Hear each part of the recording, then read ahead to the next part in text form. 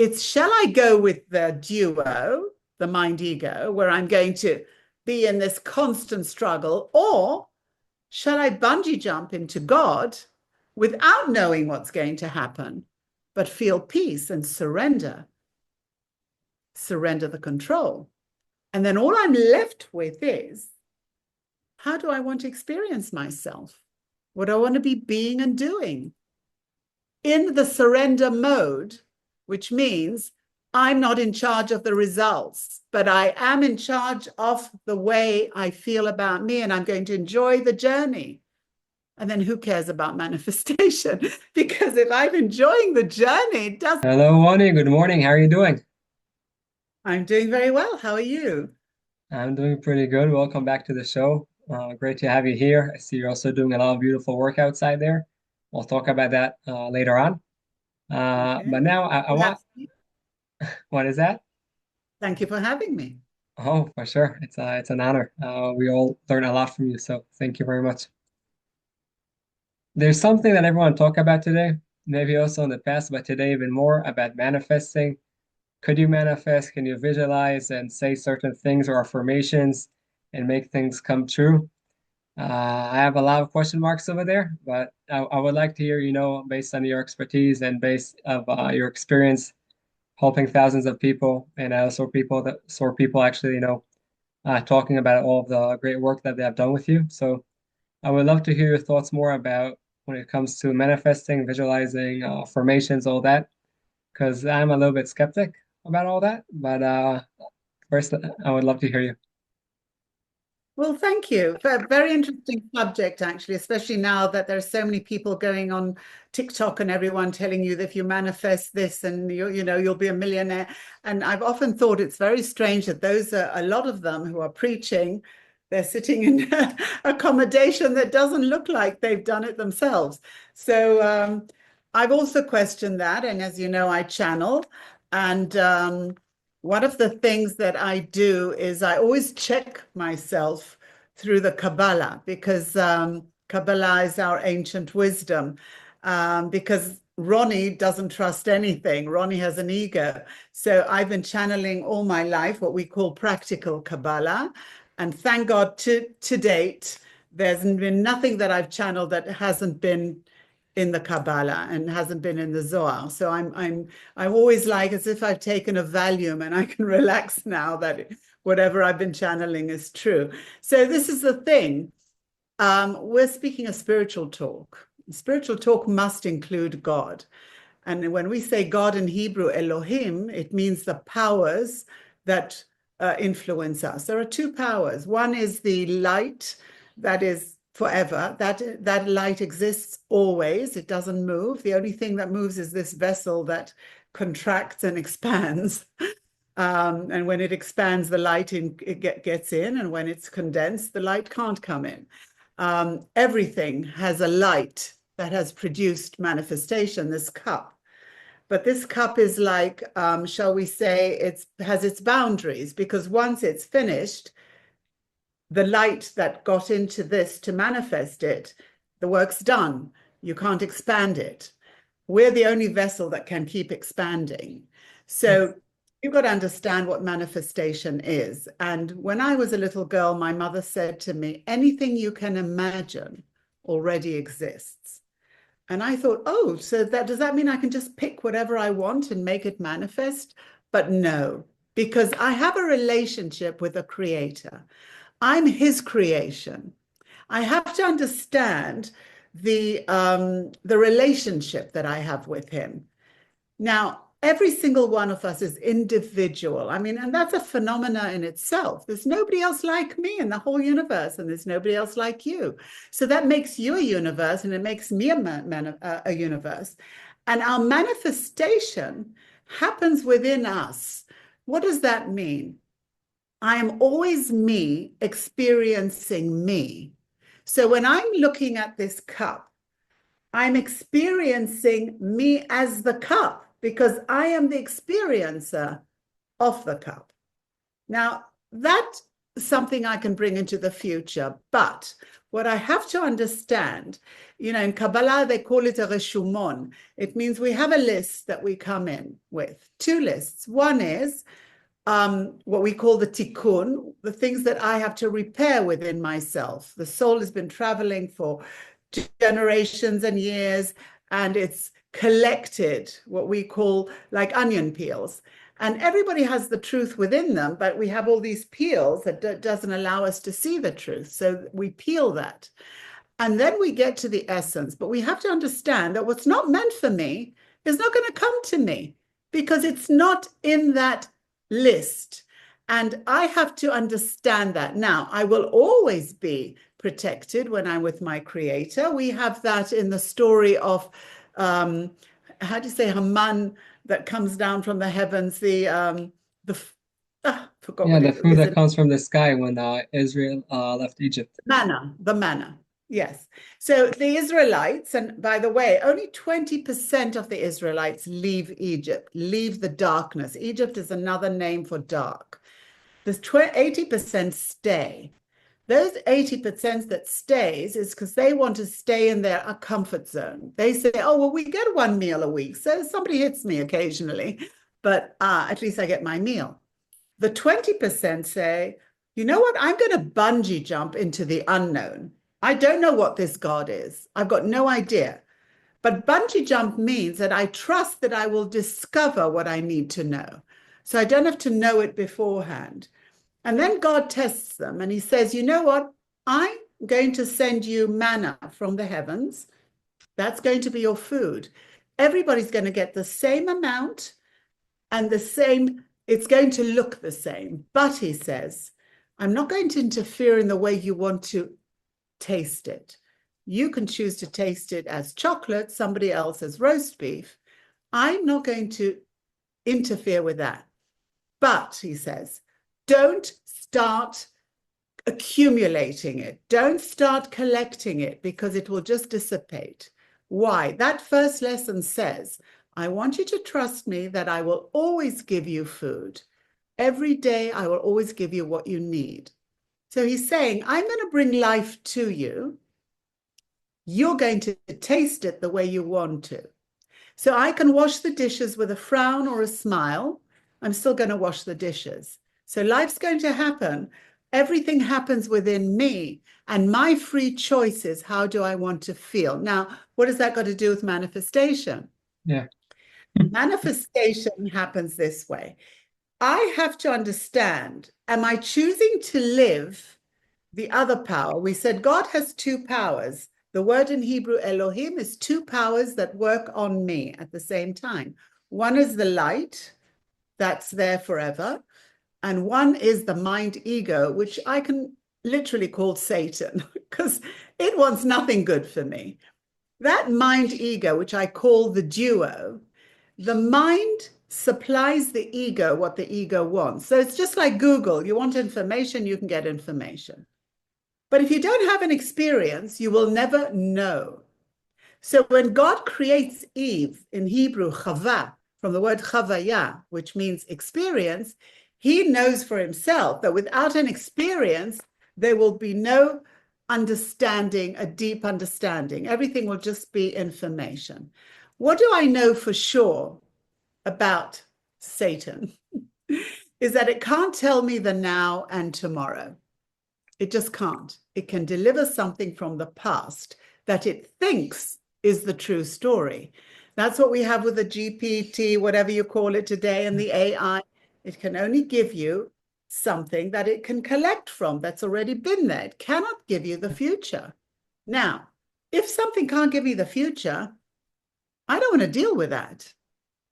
Now, the future is something that can only be discovered if I'm with God, if I'm with the light. So that light will show me my future, but I have to be in discovery of it. So here's the thing. If something is meant for me, it's listed already. I have to enjoy the ride in the knowledge that I'm going to reach whatever is meant for me. I don't want to spend time today in the now where my life is thinking and trying to bring forth something to me that isn't here yet. I don't want to do that. So the only How do you know what's meant for you? You said whatever. Sorry that I'm bothering you. You said what's meant for you. How do I know if it's meant for me or not? because it comes to you, it arrives, and then there's an aha moment, and it's always better than you can ever imagine. So, say you want to do something, you want to produce something, like I want to give this course that we'll talk about it later. I've got no idea who's coming and if anyone's coming at all. I've got a few registered right now. It's in a month's time. I've got no idea. I do know that there's going to be a destination that I have to reach. I don't know what it is. And this is something that's written in the Kabbalah. In Hebrew, it's called Reshut Shamayim. If God has given you permission to have that course will happen. If there isn't a permission, it won't. And that permission relies on the level that you are open spiritually. It relies on that relationship that you have with him, that the trust that whatever he wants for you and for your surroundings is accurate. Now, when you come across something, I was driving the other day and I thought, oh, this is amazing because I'm looking at everybody is driving with me. A phone call comes in and I'm thinking, oh my God, this is all synchronized. How is it that at this time, those people are driving with me and not anybody else? So whatever you're doing or wanting, it has to be in the space where God has organized the right people to be with you. Now, why? And this is the fundamental spiritual question. He wants us to progress all the time in our spiritual journey. He doesn't want us to stay in the same place. Sometimes we've got to be tested. The test has to lead us to the space where I don't get angry at what's not happening, and that's not based on what my ego wants. That's the test. If I overcome that, I open the door to something much greater. So I have to understand that manifestation without trusting in God isn't going to happen. It's not what the ego wants. You see, the ego keeps running after its own tail. It wants a moment of pleasure. It buys pleasure. It'll buy a new car, it'll feel good, and then it wants something else. But the soul doesn't have a need. It's a constant pleasure because it's with the light. That's the pleasure I want. I want to feel serene. I want to feel peace. I want to be in the delivery.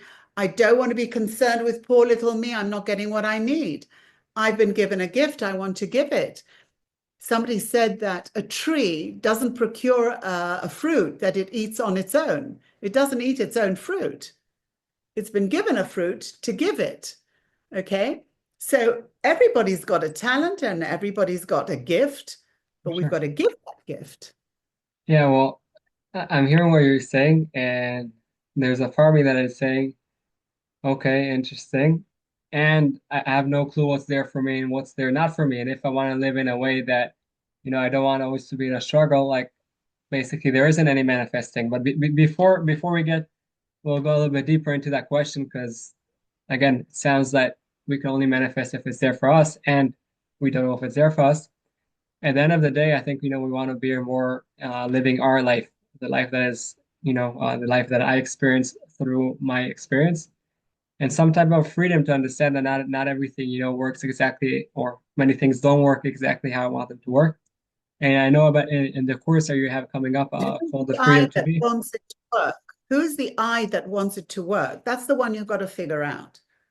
We'll That's also dive ego. into. We'll If go in that's there in a second. yeah. I just want to hear if it's okay with you, just a few words about your course, Freedom to Be, because it sounds like it's connected to here, and then we'll go back talking about yes, manifestation, no, I, not I, and the rest. Thank you. Well, the course is twofold. The first part is to cleanse ourselves. And how do we do that? We use the physical world. We cannot do a repair without the physical world because the physical world is giving me my experience of me. So the first thing we do is we recognize the traits of others and how those traits live within me. So if you've got resentment just towards someone, and we want to turn that resentment into appreciation. So if I'm looking at somebody, I'm resenting him for some reason, I've got to look at the trait that I don't like about that person and find it within me and cleanse it within me. And now we're both free because that person can't change in the image that I hold of him if I'm not freeing me from that trait. And then I have to go up to that person and ask him to forgive me for the way I've conceived him in my life. And now I free him and free me from that prison that we were in. So, for example, if I think somebody's a miser, he's in prison now because I'll see him as a miser. And that energy of him being a miser lives within me. It's in a pocket of energy. But I also have an image of me in relation to me thinking of him as a miser. So I'm going, oh God, I've got to meet that miser again. He's going to disappoint me again. I'm living that energy. But if I go inside and say, hang on, where am I a miser? Doesn't have to be with money. It could be with love or my time, and I work that out and I make this inner decision that I don't want to be that person anymore. Why? Because if I'm carrying that energy, I am the broadcaster of that energy. It has to come back to me and I'm living that. I'm not free. And the course is about being free, because if I'm not free, I cannot be in the space where I can accommodate anyone without me being judgmental. That's one part. The other part is these automatic reactions that we have. The word reaction is a react. So when we understand that we actually reverse traffic, this course actually talks about reversing traffic. What does that mean? It means instead of going outside of me, I go within me and I fix the outside from within me. So when you're going to watch a movie, you think the movie's on the screen. But if you switch off the projector, you've switched off the screen, the movie. So the movie is your projection, and we can go to the same movie and we'll see a different film. Right. Okay. So you're the experiencer and the projector. And that's a good news because that means that's your magic wand.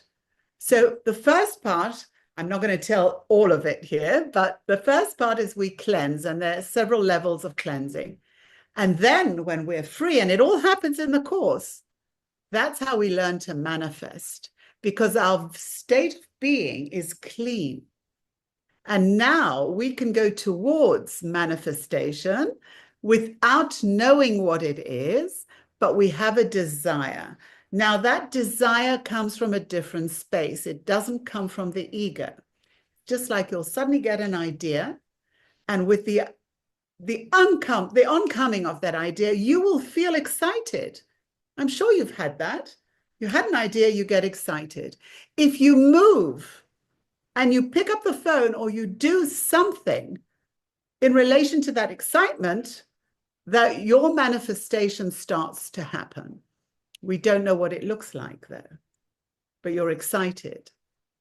If you go to the mind ego that says, no, it might not work, you tried it before, it didn't happen before, then it won't work because you've already got to the devil and he wants to destroy.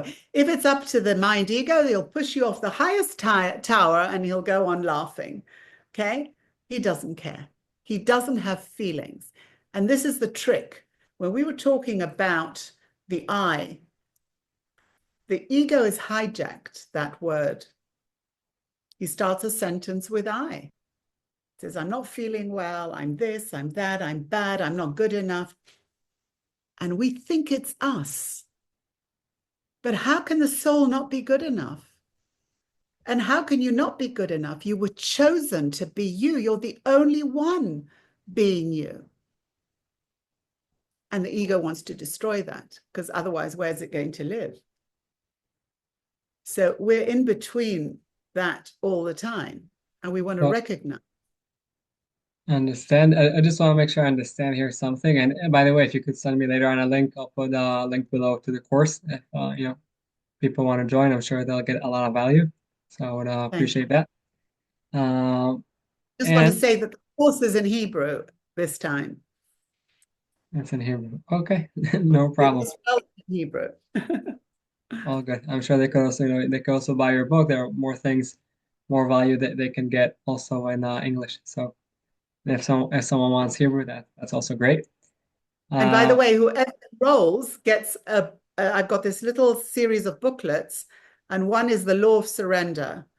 And it's a little pocket book that you carry with you. And it doesn't matter what situation you're in, you open it and you've just solved a problem.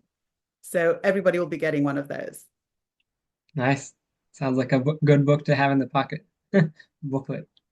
Thank you. Appreciate that. So I'll leave a link below and people Thank can you. register over there. And also they could find your book that is also in English, Being It Will Be. Uh, we'll also leave a link for that. Uh, Thank you. Going back to the manifesting part, basically what I understand that whatever meant to be, like there are things that meant to be for me this lifetime. I call this bus stop, and those things maybe I can manifest. But if something, it's like it's putting seeds. So there's seeds in the ground, and through manifesting, I water them and they'll grow, and I'll see whatever it is. But if it's not meant to be for me, so it doesn't matter what I do, how I do, it just won't be there. Because like I told you for myself, the past few years, I've doing everything, visualizing, feeling it, smelling it, doing all the things, and things just didn't happen. So, and I also, of course, also tried, I also did the action steps. I didn't just sit on the couch. So what I came to a conclusion for myself, and again, please, I would love to hear your opinion. Correct me if I'm wrong. Do my part and then just surrender and let go. Because if it's on my path, nice. If not, and I also think that if it's on my path and I won't do my part, I don't think it would show up. Uh, I do need to do something, but it's more in, just accepting. I think that I do, and then I just let go and live whatever comes up. Exactly. At the end of the day, we want to live in the here and now. This is where our life is.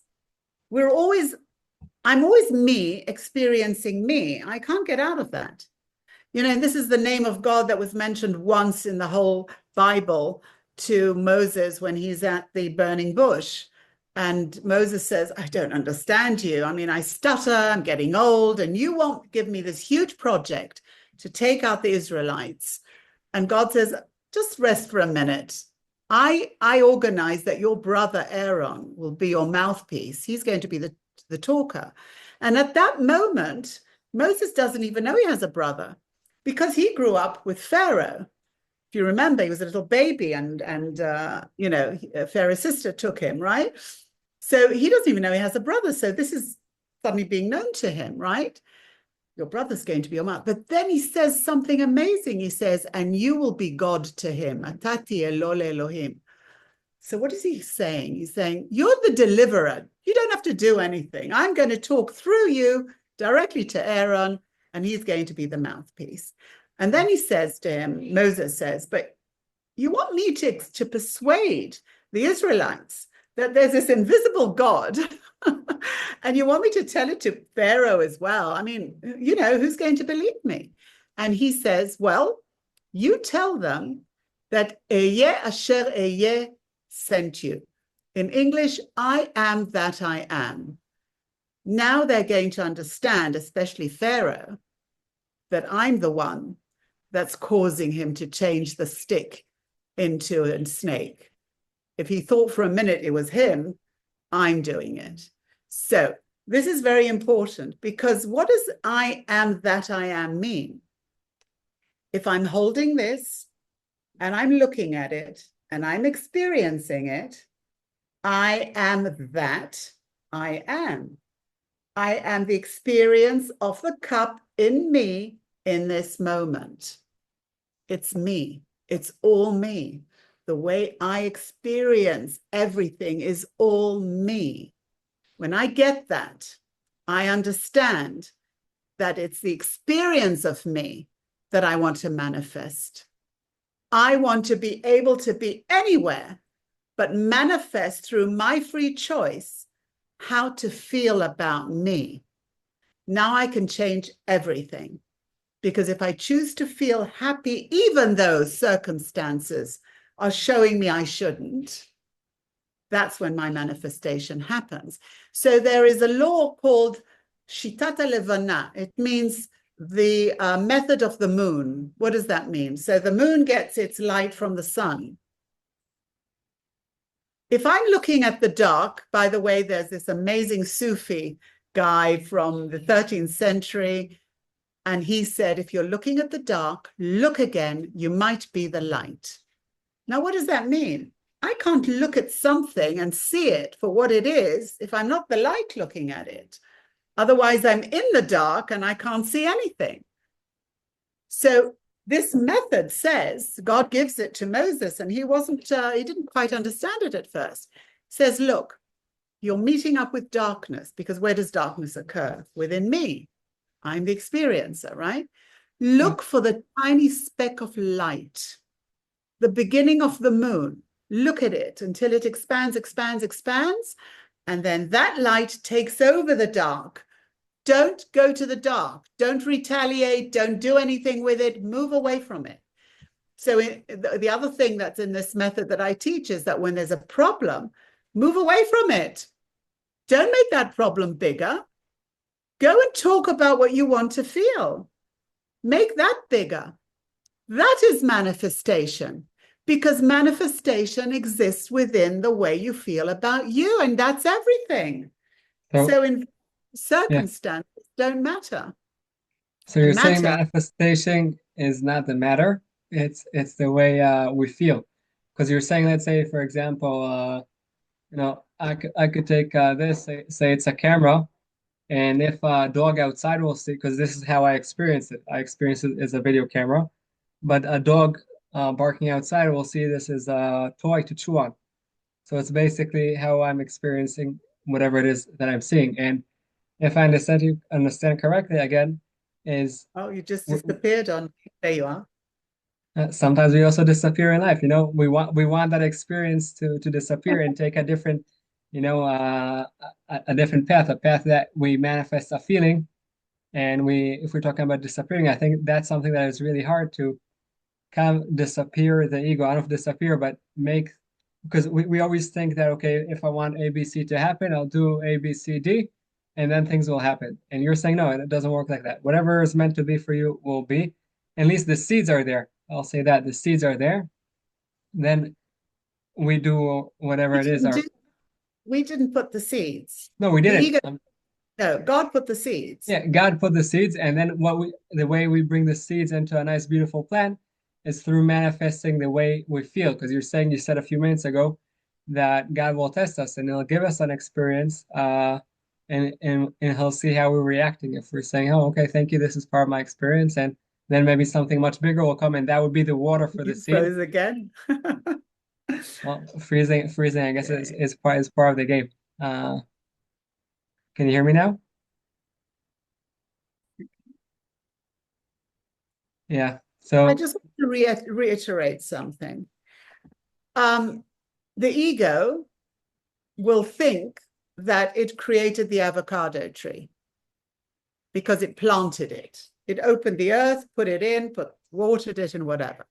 But that avocado tree was there before. So we're the tools of God. That's the relationship. So if I started to, as you can see, I started to paint and draw in a different way that I used to do it all my life, it just suddenly came to me. And this is the very interesting thing, that it came to me at a time where my surroundings were there to support it. And suddenly people were saying to me, I want to give you an exhibition there here, and I want to do this for you, and I'd like to buy it, and da da da. So I couldn't have happened earlier in my life. And this all started 12 years ago. Couldn't have happened earlier in my life because the right surroundings weren't there. So in Hebrew, we say Elohim rokem, he embroiders. So when things don't work out, it's because the embroidery isn't ready. You're not with the support system that you're supposed to be. So when we talk about disappearing, by the way, when do we disappear? When we're needy. If I'm needy, if I'm reliant on something, I've disappeared because you were given a magic wand to live your life, to live your experience. And when you're needing it from someone else, or when you're jealous of someone else, you've disappeared. And this is the thing that you have to understand, that jealousy or complaining, underneath that is what you want. You will never desire something that you don't want. So you're going to be jealous of something that you do want. So that's a hint. It's a hint of something that you could go for, but not in the same way as the other person. Okay? Yeah. And complaining, you're always complaining about something that underneath that you want. So I was treating this couple, and this guy was saying, she's always late. I can't stand it anymore. She'd come home and she'd just go into her room because she couldn't stand the complaints. And I said, hang on, what do you want? He says, I wanted to come home a little earlier so we can sit and cuddle and have supper together. So I said, why don't you say that? He didn't say that because it would make him feel vulnerable and his ego couldn't stand rejection. And instead, he complained about it, and the other person hits on that person's ego, right? So those are two hints. Jealousy and complaining is the other side of the same coin of what you would like. Can you give another example when you say other side of the same coin? So, for example, I'll tell you something very personal that 9 months ago, I suffered a heart attack. Turns out my heart's amazingly good. It was an artery. And I went into hospital. I don't like doctors. I don't like conventional medicine. I truly believe that God manifested this body and his genius, and nobody understands this body. Because when you go to a doctor, he understands what he understands. So I leave hospital with 12 pills. And the cardiologist says, go home, start your life. And I'm looking at these pills and I'm saying, I can't live with 12 pills. Are you kidding me? And I said, okay, I'm going to look at this. What are these 12 pills?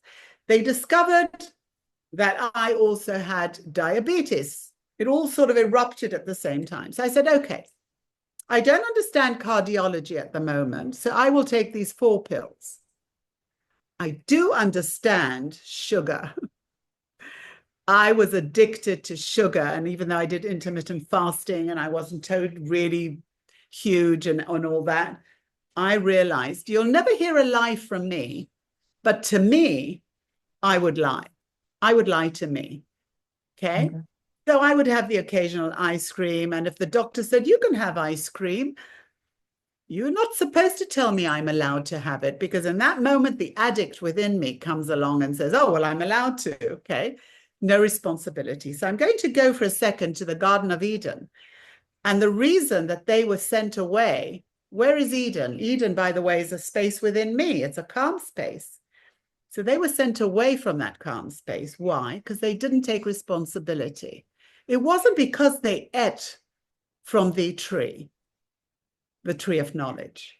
It's because they didn't take responsibility and said out loud, we took a bite from that tree. Okay. So what happens is that when you start telling a lie, you can't live in peace. You're outside of Eden. Okay. And then I said, okay, what does God require from me? And I have to take responsibility. So I decided I'm not taking those pills. I'm going to go to a dietitian, and I lost 14 kilos, and my sugar is amazing. But what else it did to me is it took away all the fog. Everything became clear. And the funny thing is that when I teach, and even then when I taught, I was always clear. But the minute after, I was back to Ronny and her needs and what she wanted, what the ego wanted. So tikkun, repair, is the result of weaning off other gods. If I'm an addict, it doesn't matter what I'm addicted to. It could be a person. I'm not with God. So if we're going back to manifestation, the highest level of manifestation is to be one with God and your surroundings. It's the love thy neighbor as you love yourself with no conditions. In that space, we are aligned.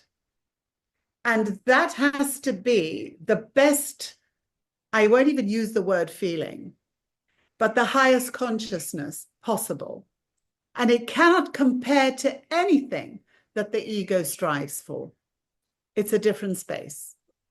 I don't know anyone yet who's got to that level, including me. I do have these little bits and pieces come along. I do catch it very quickly because I've been dealing with it all my life. So I can recognize it immediately and come back, but I still have it. It still happens. It's still testing me. Okay.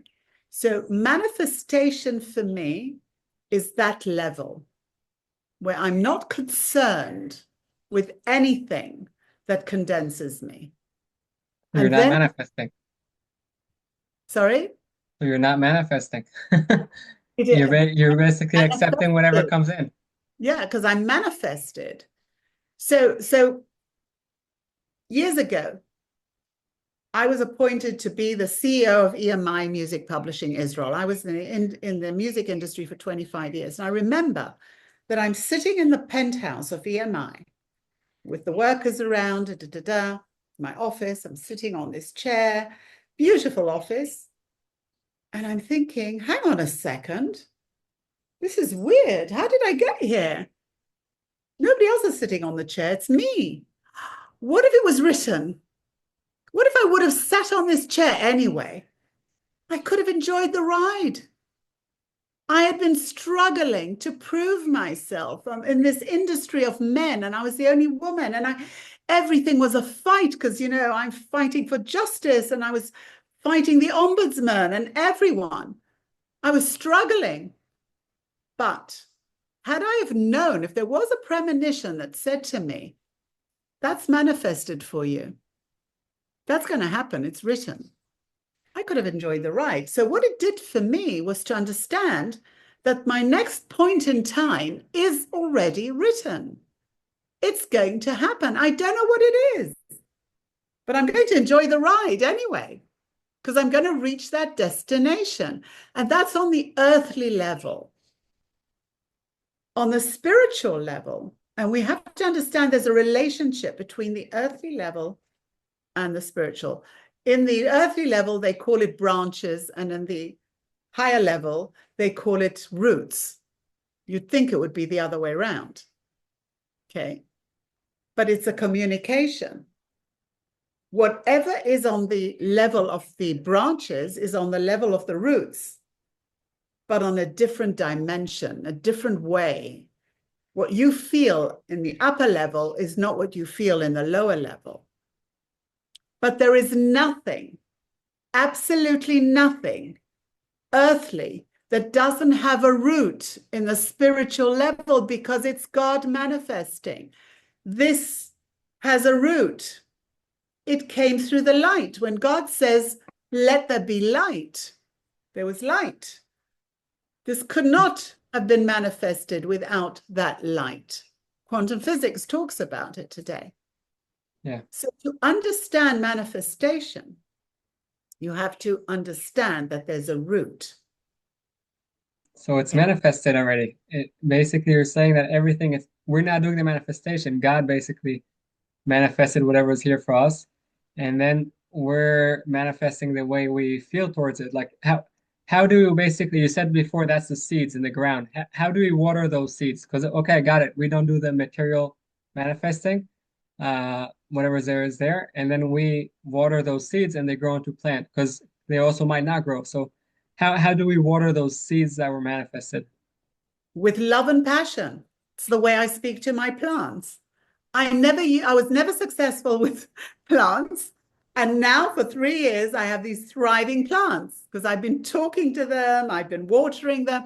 It's a state of being. It's what you transmit. You are a transmitter. Everything is wavelengths. So a wavelength has a broadcaster and a collector, and that's what it is. But there's this light in the middle, and it's all there. Anything I can imagine already exists, but is it meant for me? And you understand in that level, you understand that things that don't turn out for you is because God's protecting you. Not meant to be. God forbid if it did. You might not be able to handle it. And this is the other thing. You will never be given anything that you can't handle. So what happens is I go first to that space to say, oh, well, he gave this to me. He knows I can handle it. And then I'm already calm. And now I don't have to solve the problem anymore. I just have to meet it. So when we come to manifestation, it's like, again, reverse traffic. What came first? The magnetic field came first. We're looking at something, but that something is a reaction of a magnetic field. We Okay. talk about molecules and space and time. The only thing that moves in space and time is your state of being. Everything else is static. If you're looking at a chair that's a bit crooked and you're saying, oh God, I won't rest until I straighten that chair. Chair doesn't care. This is moving in time and space. The chair isn't. It doesn't have an opinion, doesn't care. It's all us. Got it. So moving forward in life, if someone thinks he could manifest something that is material, he would only be manifested if it's on the path for them. And the only thing that we can do is basically be manifest the way we feel towards things or the way we experience whatever it is that comes for us. Because you're saying it's for us, like it's a special order, right? Whatever comes in our life, it's tailored specifically for us. And I think, and this I think is a challenge, but challenges are good, is basically what we're trying to manifest is not to react and try to push it away or to freeze in our spot and say, no, this can't happen. This is say, okay, this happened to me. Stay like you do to your plans in a place of love and compassion and accept whatever it is that comes. And maybe that kind of buys for us that I'm saying it's easy to say and harder to do, but that freedom of being. So we just, whatever comes towards us, we're like you're planting your plants with love and compassion. We plant ourselves, understanding that it meant for us because it came to us.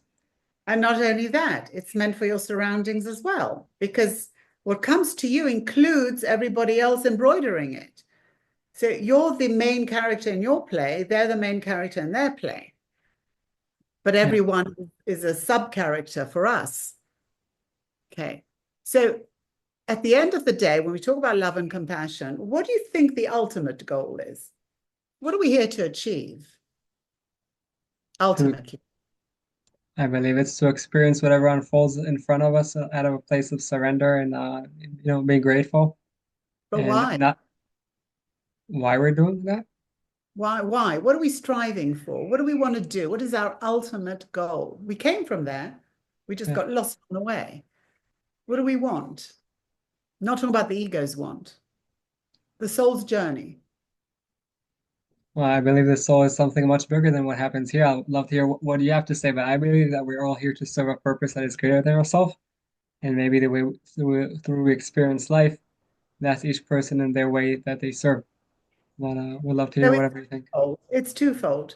First of all, we're here to express and not impress. We've been given gifts, express it. That's giving the fruit of the tree.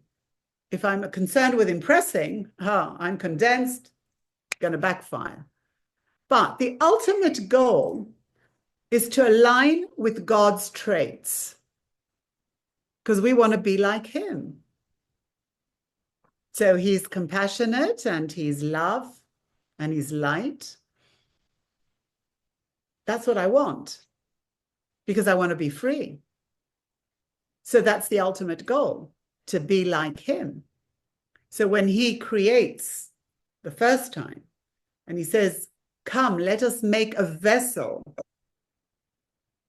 Bo nase Adam betzalmenu. Let's make a vessel that includes all of us, including himself. So he creates this vessel called Adam.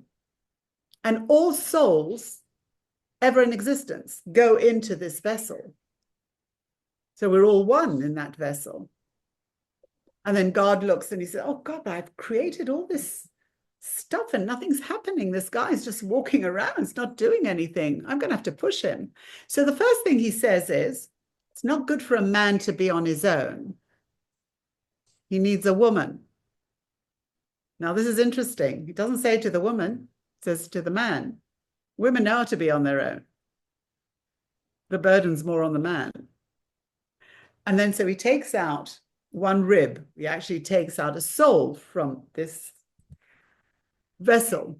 And he calls her in Hebrew Chava, from the word Chavaya. He calls her Chavaya is experience together with God. Chavaya. So he already understands for himself that without the experience, there'll be no knowledge. But how does he get her to have an experience? He's going to have to go through the other side of it. He's going to say, don't touch that tree. So what happens when somebody says, don't think of a pink elephant? You can't not. So he's already programmed. Don't touch that tree. And of course, the serpent comes along. You got to have this fruit of this tree. You can't believe what's happening here. It's just amazing. You've got to have it. Of course, it's not an apple. She takes a taste of this and she wakes up into an experience. It says, Verata ki tov. She saw that it was good. This is the first ever experience of the human race. This is when the human race DNA starts, because there's a physical entity. She had an experience. And then she says, oh God, Adam is every other soul to all of us. She says, you've got to have this. You can't imagine what this is. It's just amazing, because there was no experience before. And they do, and they experience. And at that moment, that vessel can't hold water the same way it did. So it splits up. Now our journey begins. And we become egotistical because all we can do is think about our own survival. We're on our own now. We were together. We didn't know what it was to have an experience. Now we're on our own. And now we start our journey. The thing is that when God builds this prototype, the first physical prototype, he gives her something that separates her from him and everyone else. He gives her free choice. But the free choice isn't about which dress shall I wear. It's, shall I go with the duo, the mind ego, where I'm going to be in this constant struggle, or shall I bungee jump into God without knowing what's going to happen, but feel peace and surrender the control? And then all I'm left with is, how do I want to experience myself? What do I want to be being and doing? In the surrender mode, which means I'm not in charge of the results, but I am in charge of the way I feel about me, and I'm going to enjoy the journey. And then who cares about manifestation? Because if I'm enjoying the journey, it doesn't fucking matter. Excuse my French. English people always use bad words and blame the French. So that's what it is. That's what it is. And the ultimate goal is to be one. That's the ultimate goal. Because anything else is a struggle. I don't want to struggle anymore. What have I got? Manifestation is also a struggle, based on what you're saying now. If you choose the mind ego, yes. But it's a choice. Use your free choice. So it is a struggle, or is it not a struggle, manifestation? It's a struggle if you're going through the ego. If you're going through surrender and then something happens, wow, amazing. Going Overwhelmed. through the ego means like trying to manifest like a certain material object or Not just relationship, a anything. relationship, anything that you are chasing is a struggle. I want to be the flower, not the bee. Let the bees come to me. Why do I? It's much more powerful to be whole within yourself, and then the right things come to you. But if you're running after something, now it doesn't mean don't do, doesn't mean sit on your ass and don't do anything. So you get an idea, excitement rises, then you move. You do. But don't move on everything that just comes across. You go crazy. And you want to stick to your lane. You don't want to see what other people, how other people are doing it, because that's the way they're supposed to. Yeah, no room for comparison. And not only that, because the earthly level of defining success is not the spiritual level of success. What is success? If I don't get up in the morning and feel good, and I'm in surrender to God, and I'm enlightened, I'm not successful. I've seen people live in castles unhappy. We know that about the British royal family. Yeah. Doesn't matter how much money you have. You're not feeling the wealth. You're not feeling the good stuff about that earthly money. You can be on a desert island and find this treasure with billions of dollars inside it. What are you going to do? You're going to burn a fire and use it. That would be your wealth. You managed to find something to light a fire. Yeah, I think it's much more relevant to, I have to say, to work or to manifest the way we experience life. Because, like you said, whatever meant to be will be, and whatever not. For me, sometimes people, they see it as like giving up. Was as you know, like I'm single, and like I told people, listen, I have my path in life. If I meant to be, not like I don't want to suffer every day until whoever it is comes. And they tell me, why, like you're giving up, like you don't want to get married, you don't want a family. I said, I didn't say that. I said that I have a path in life. It might be part of my path, might not. Meanwhile, I want to wake up out of a place of, I'm saying thank you to God to whatever He gave me and trying to experience whatever unfolds in front of me in a different day, in a different way. Now, And every day, what if you're not meant to be in a relationship or at this moment in time? Or maybe it'll be when you'll be 70. I don't know, because the right time, if you're supposed to be, is going to come across because that person can only appear then. yeah, that's Okay. what I'm saying. Meanwhile, I want to enjoy life. I don't want to be in a suffering state that, like, this has to happen, and then I'm working against God, and it's like it's not, it doesn't work. And it could be, by the way, I say this to women who go through hell to try and get pregnant. When I was in the industry, I used to say to my artists, do you want to take out a CD? It was CDs at the time. Do you want to release a CD, or do you want to be the artist? It's two different things. Hmm. Do you want to be pregnant, or do you want to be a mother? Two different things, because people are looking about, but does it really suit you to be a mother? Number one. But the beginning of life and the end of life, nothing to do with us. If a child is meant to come into this world, I've seen condoms tear, I've seen women on pills getting pregnant. If God wants a child to come out, that child will come out. He doesn't ask your permission.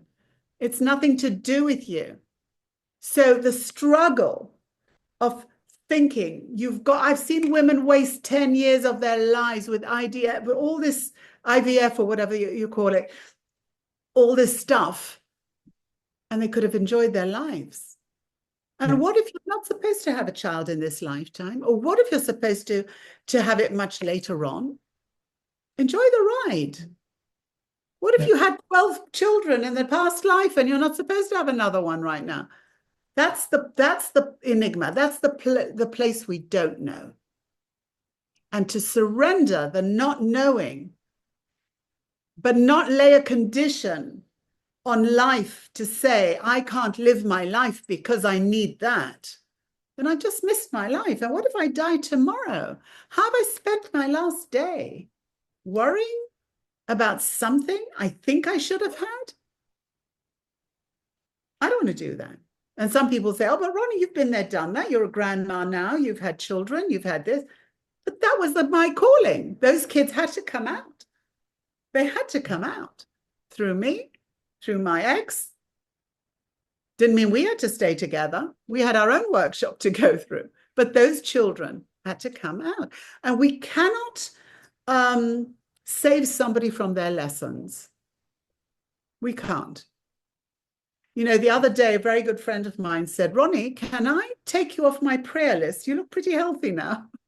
And I said, yes, please. I don't want her to keep thinking I'm ill, Yeah. but we radiate to the other side. Yep. Okay. Well, So, yeah, 100%. Well, yeah. thank you. That's a lot of value over here. Thank you very much. And I'm reminding everyone, number one, it's a practice. So if we live through resistance to life many years, I don't think it would be one morning. Let's start practicing in the small things of, letting go of what we think needs to happen. And let's experience whatever happens out of, love and compassion, connectedness. And number two, if we want to learn to do even better, I'll leave a link below to your course. And like I said, if you go send me a link, the English one for your book. I read it. It's a great book. I really recommend. Thank you. We're So working on the second one, 23 years later. I do my own little books, but Sach Sivan, who wrote the first one with me, for some reason, and I kept saying, come on, Sach, let's write the second book. He says, I can't. And suddenly he picks up the phone, he says, I think it's time. And that's exactly it. Because his excitement came from another space. It said, it's time to write that other book now. So that's what we have nice. to understand. Yeah. Oh, beautiful. Looking forward. And Thank you. again, thank you. Thank you very much for your time. Looking forward to hear more. And I really recommend, first people that, you listen to this, you can also go through the video and start practicing. And number two, go more into Ronny materials and contact her. She can help you more. So again, I want to thank you very much. Thank you for your Thank time, for you. your wisdom, and we'll be in touch. Have a beautiful day. And by the way, your name, Yair, to enlighten. Thank you. Have a great day. You too.